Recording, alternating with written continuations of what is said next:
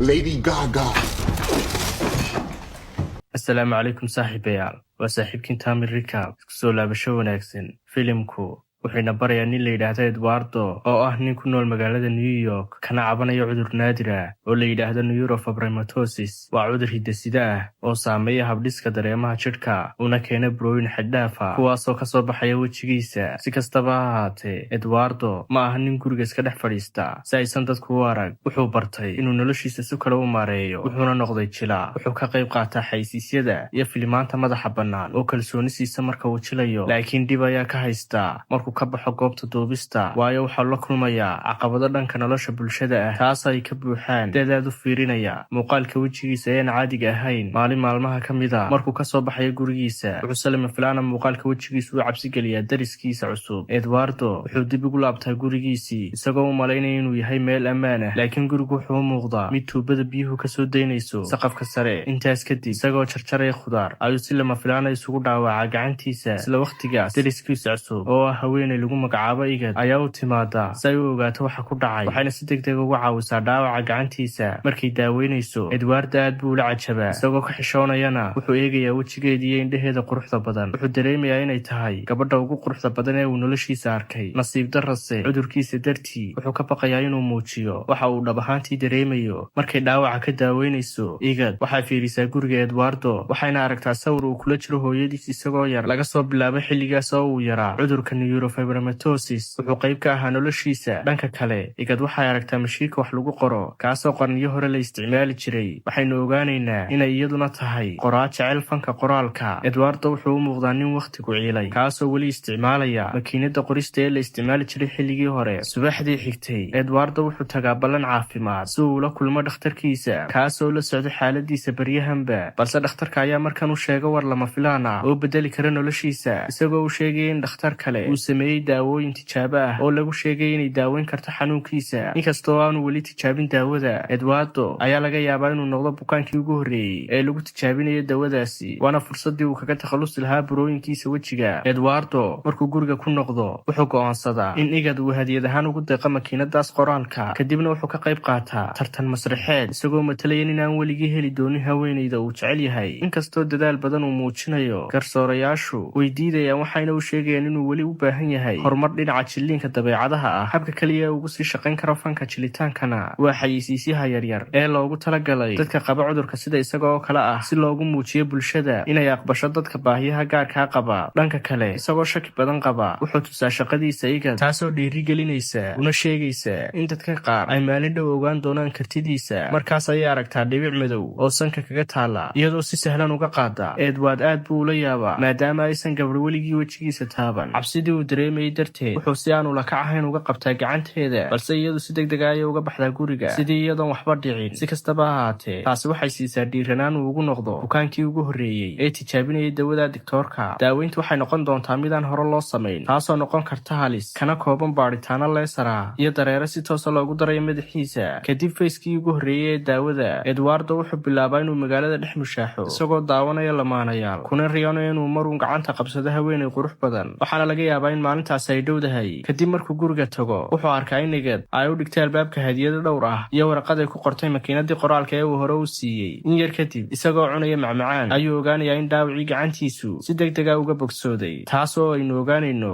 inay tahay daawada Dr. Felix oo bilowday inay shaqayso wuxuu maqlaa deriskiisa oo buuqaya wuxuuna arkaa ambalaas imaanaya iyagoo qaadaya nin dhintay oo deganaa dabaqa ka sarreeya kadib markay casho wada aadaan Edward iyo igad waxay ka wada hadlaan dhacdadaas si lama filaan igad way faraxdaa markay aragtay in dhaawiciisu uu si dhaqsaa u soo bogsanayo waxaana si kaftana ugu sheegtaa inay jeclaan lahayd in wejigiisu burooyinka uu lahaado weligiis si lama filaana qof bannaanka maraya ayaa uga gacan haadiyay Edward daaqada isagoo kaga meedaysanaya xaaladda wejigiisa laakiin warkiisa ma dhageysanayo dhanka kale wuxuu ogaanayaa in meeshii dalooshay ee ay biyuhu ka soo baxayeen ay sii weynaatay isla markaana waxa kaga dhacda dhibic biyaa wejigiisa kadib markuu iska masaxayo wuxuu si xoog leh iskaga jeexaa burooyinka wejigiisa taasoo muujinaysa in dawadii si dhaba u shaqaysay markuu mar kale u tago Dr. Dr. Falagas. Dhakhtarku wuxuu siiyaa maaskaro si uu u qariyo nabarrada, sidoo kalena uu xasuusto halkii uu ka yimid. Laakiin nasiib xumo, daweyntu waxay noqotaa mid aad u xanuun badan. Marka uu damco inuu guriga ku soo laabto, wuxuu dareemaa madax xanuun, wuxuuna galaa baar u dhow isagoo musqusha ku hunqaacaya. Markuu soo baxana, wuxuu dalbanayaa cabitaan. Wuu fadhiistaa, wuxuuna la kulmaa inuu garanaya inuu yahay ninkii xaysiisyada ka soo muuqan jiray. Waa markii ugu horreysay ee uu qof si toos ah ugu ammaanayo muuqaalkiisa, inkastoo uu haddana matagayo. Markuu guriga ku noqdo, Edward wuxuu ku ooyaa sariirta xanuunka daran ee daawada awgeed. Wejigiisu waxa uu bararaa si aan horay loo arag. Wuxuu la halgamayaa sidii uu u dilaacin lahaa burooyinkaas, inkastoo uu xanuunku yahay mid aan la adkaysan karin. Ugu dambayn, wejigiisii hore ee laga carari jiray hadda wuxuu u egyahay mid la eegi karo. dawadii way shaqaysay oo horumar wacan ayaa ka muuqda. markii ugu horreysay ayuu muraayada isku eegi karaa isagoo aan wejigiisa dhibsanayn. dibadda ayuu u baxaa isagoo Edward cusuba. wuxuu dareemayaa waxaan caadi ahayn, qofna uma eegaya sidii hore. haddii la eegana waxaa lala yaabayaa quruxdiisa. inkastoo uu shaki dareemayo, wuxuu ku noqdaa baarkii hore, halkaasoon qofna aqoonsanayn cidda uu yahay, iyadoo aynu arkayno inuu durba saaxiibayaal yeeshay. sidoo kale wuxuu la kulmaa haweenay musqusha ku jirta, waana markii ugu horreysay ee uu yeesho xiriir jinsiyadeed. Edwardo wuxuu guriga ugu soo noqdaa waa berigii isagoo aad u daalan, balse dareemaya farxad. markuu sariirta seexdo, waxaa albaabka kusoo qaraaca ninkii nadiifiyaha ahaa ee mas-uulka ka ahaa hagaajinta xagga sare ee guriga. ninkii wuu yaabaa markuu arko qof kale halkii uu ka arki lahaa Edwardo, laakiin Edwardo been ayuu u sii sheegaa. wuxuuna u sheegaa inuu qof kale yahay. wax yar kadib, Dr. Falagas ayaa soo gaadhay gurigii Edwardo, isaga oo aan ogeyn inuu la hadlayo Edwardo laftiisii. Edwardo halkii uu runta uga sheegi lahaa, wuxuu u sheegaa dhakhtarkii in Edwardo u dhinto wadna istaag, islamarkaana qoyskiisii ay hore ka aaseen. Igad oo ku sugnayd gurigeeda waxay maqashaa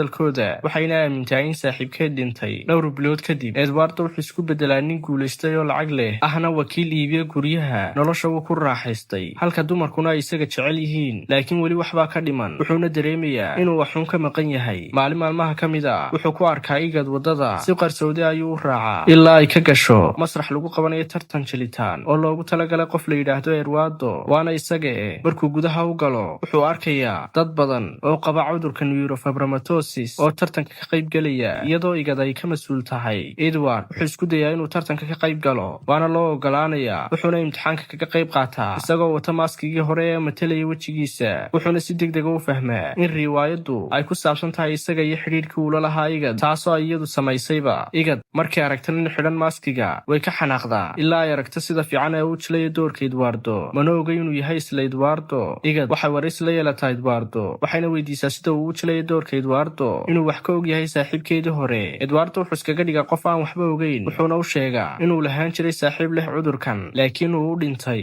markay gurigeeda ku marti qaado, wuxuu iska dhigaa inuu xiisanayo makiinadeeda qoraalka. kadib markay xoogaa sheekaysteenna, waxay bilaabaan inay jaasaan, balse waxaa soo dhex gala egaskii hore ee Igad. inta ay la hadlaysa saaxiibkeed, Edward wuxuu si qarsoodaha u galaa xafiiskeeda, wuxuuna eegaa daraasadeeda ku saabsan cudurka neurofibromatosis. si lama filaana, Igad ayaa ka daba timaada, waxayna dib u bilaabaan shaqo kale. maalinta xigta, Edwardo wuxuu tagaa tababarkii xiga ee riwaayadda. halkaas ayuu ku arkaa nin qaba cudurkiisii oo kale, oo aad ugu eg sidii uu isagu u ekaan jiray. magaciisuna waa Oswald, oo ah agaasimo Ingiriis ah, kaasoo tijaabiya jilaayaasha. wuxuu u yimid si uu u kormeero riwaayadda. Edwardo wuxuu u rajaynayaa nasiib wacan. mar kale markay keligood noqdaan, Igad waxay ka codsataa Edwardo inuu xidho maaskigii, iyadoo doonaysa inay aragto dhaqanadii saaxiibkeedii hore. maalinta xigta, Oswald wuxuu ku laabtaa goobtii masraxa, si xaragale ayuuna u jilaa doorkiisa, taasoo ku reebtay Igad saameyn weyn. Oswald wuxuu si tartiib tartiiba ula wareegayaa doorkii Edwardo, halka Edwardona uu ka xumaa arrintan. xaaladdu masrax way ka sii dartaa markii qalabka uu ku matalayay burooyinkiisii hore uu qabanba waaye. Edwardo wuu niyad jabaa, dibadda ayuuna isaga soo baxaa isagoo waddada kula kulmaya Oswald. kadib aynu arkayno dumarka oo danaynaya Oswald, halka Edwardana aan cidaba la hadlayn. sidoo kale, Oswald codkiisa ayay dadku la dhacaan, halka uu Edwardo uu dareemayo murugo, uuna ka xumaanayo horumarka Oswald. wuxuu dib u milicsadaa fursadihii uu iska dayacay cudurkiisa dartii, wuxuuna garwaaqsadaa in xuduudda ugu weyn ee noloshiisu ay ahayd mid uu isagu maskaxdiisa ku dhistay. markuu ku laabto goobtii masraxa, Igad waxay u sheegtaa in Oswald uu noqonayo beddelkiisa, doorkii uu kaga jiray riwaayaddii Edwardo. dhanka kale, Edwardo arrintaas aad buu uga xumaadaa, wuxuuna la yaabaa sida riwaayad qisadiisa ku saabsan qof kale u matali karo. waxaa kasii darantaa in Igad iyo kooxduba ay si buuxda u taageerayaan Oswald, isagoo noqda qofka loogu taageero badan yahay riwaayadda. Edwardo waxaa laga xadidaa daqiiqadaha kooban ee masraxa uu ka soo jeedinayo, halka Oswald uu helo sacabka iyo ammaanta dhan ee masraxa.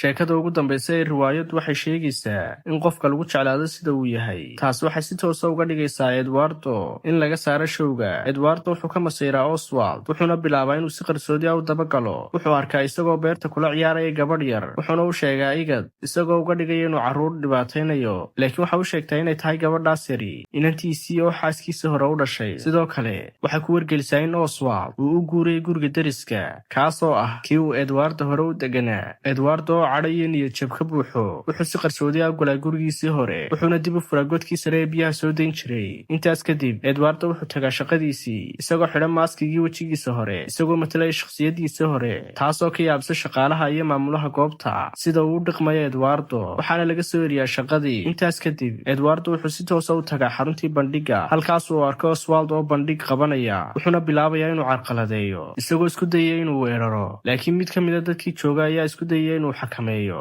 laakiin nasiib xumo si qalada ayuu u dhacayaa wuxuuna wax ka noqonayaa dareenwadayaasha taasoo ka dhigaysa baaralays oo aan dhaqaaqi karin. Igad waxay noqotaa daryeelihiisa waxayna la joogtaa wakhti kasta. wakhtiyadaas badan Eduardo wuxuu si toosa u arkaa Oswald oo la jooga Igad. Kadib dhowr bilood waxaa la arkaa Igad oo uur leh taasoo aynu ogaanayno in Oswald uu leeyahay. Dhanka kale Eduardo weli ma uusan bogsan oo weli waa naafo. Maalin maalmaha ka mid ah markuu Oswald guriga ku soo laabto si uu soo qaato waxa uu hilmaamay. Eduardo wuxuu fursad u helaa inuu mindi ku dhufto kowjkiisii fisiotherabiga si uu si sahlan ugu dilo Oswald. kadib markuu Oswald ka soo baxay musqusha Eduardo ayaa hor fadhiya albaabka isagoo sita mindidii wuxuu diyaar u yahay inuu dilo, laakiin ka hor inta aysan waxaasi dhicin filimku wuxuu isku rogaa Eduardo oo galay xabsiga halkaasoo uu kala kulmo tacadiye badan taasoo aynu ogaanayno inuu dhaawacay kowjkiisii fisiotherabiga. sanado badan kadib markii la soo daayay Eduardo waxaa soo dhoweeyay isla Oswald wuxuuna ku leeyahay waxba kuma geysan anigu. waxaynu ogaanaynaa in maalintii uu dilku geystay uu Oswald degdeg u wacay booliska halkaasna lagu xidhay Eduardo. hadda Eduardo wuxuu fadhiyaa miiska cashada oo uu la joogaa Oswald iyo Igad oo ka sheekaysanaya carruurtooda iyo noloshooda wanaagsan. Eduardo wuxuu eegayaa haweeney keliya oo miiska fadhida sidiisoo kale wuxuuna leeyahay hadda ayaan qof kala helay, noloshu marnaba isdhiib maaha. filimkeenuna halkaas ayuu ku dhammaanayaa. haddii aad ka heshay fiidiyogan fadlan subscribe saar si aad ula socoto filimaanta aanu halkan soo gelina maalin walba. mahadsanid.